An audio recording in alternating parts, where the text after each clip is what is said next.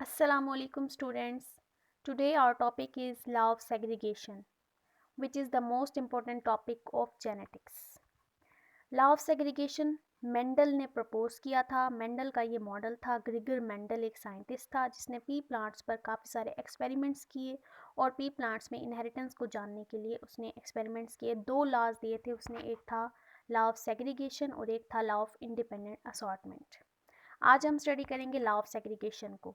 Law of segregation को study करने से पहले मैं आपको कुछ टर्म्स बताती हूँ जिनका जानना ज़रूरी है। हमारी बॉडी के अंदर डिफरेंट जीन्स पाए जाते हैं। हर जीन के ऊपर स्पेसिफिक अलील्स होती हैं। अलील्स की दो टाइप्स होती हैं, एक डोमिनेंट अलील होती है और एक रिसेसिव अलील होती है। डोमिनेंट अलील वो अलील होती है जो रिसेसिव अलील के फंक्शन को हाइड कर देती है, उस पर गालिब आ जाती है और डिटर्मिन करवाती है द ऑर्गेनिजम्स अपीयरेंस। जबकि जो रिसेसिव अलील होती है वो अपना फंक्शन हाइड कर देती है। लॉ ऑफ सेग्रीगेशन की डेफिनेशन बताती चलूँ आपको। When an organism makes gametes, each gamete receives just one gene copy, which is selected randomly. जब कोई ऑर्गेनिज्म गैमेट्स बनाता है तो हर गैमेट सिर्फ एक ही जीन की कॉपी को रिसीव करता है। ये होता है लॉ ऑफ सेग्रीगेशन। ये आपको डेफिनेशन समझ आएगी आगे एग्जाम्पल से।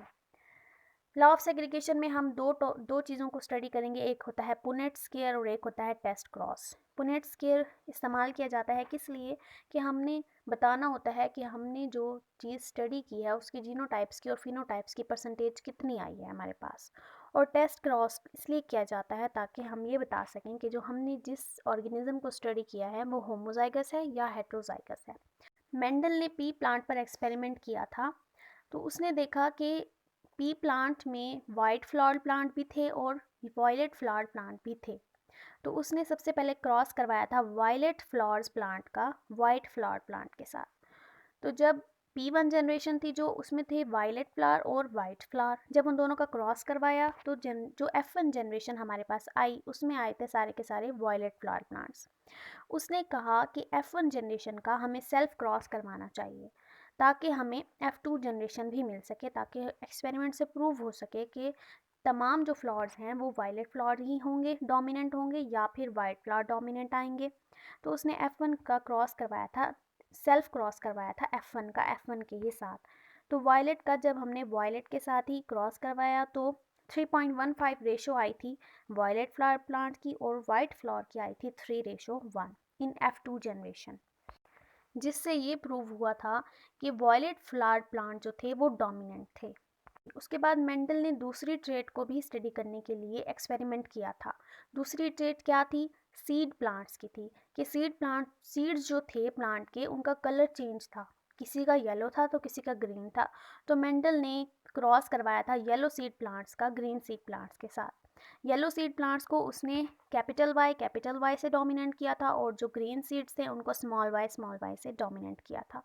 P1 जनरेशन में येलो सीड प्लांट्स का क्रॉस करवाया गया था ग्रीन सीड प्लांट्स के साथ, जो कि येलो यानी कि कैपिटल वाई और स्मॉल वाई का क्रॉस करवाया गया था। सबसे पहले जब हम क्रॉस करवाते हैं तो सबसे पहले हमें गैमेट्स को अलग करना पड़ता है।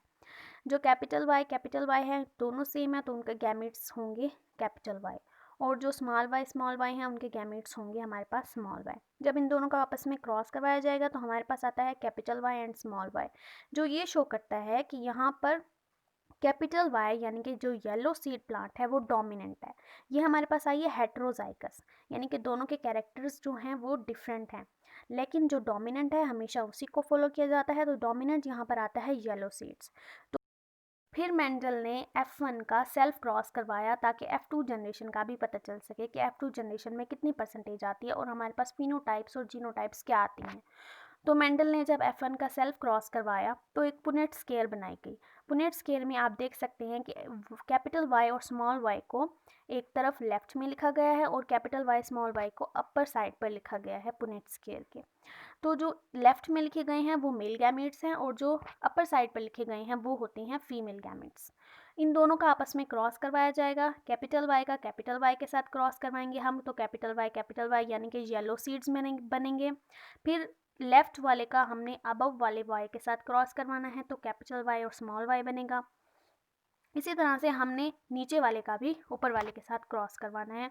तो हमारे पास जो रेशो आ जाती है वो आती है 3:1, क्योंकि कैपिटल वाई तो है ही येलो, और जो नेक्स्ट है हमारे पास कैपिटल वाई स्मॉल वाई, वो है हमारे पास डोमिनेंट कैपिटल वाई। तो इसीलिए हमारे पास जो रेशो आती है वो येलो सीड्स की आती है 3 और ग्रीन सीड्स की आती है 1। 3:1 के लिहाज से जो येलो सीड्स थी वो डोमिनेंट थी और जो ग्रीन सीड्स थी वो रिसेसिव थी।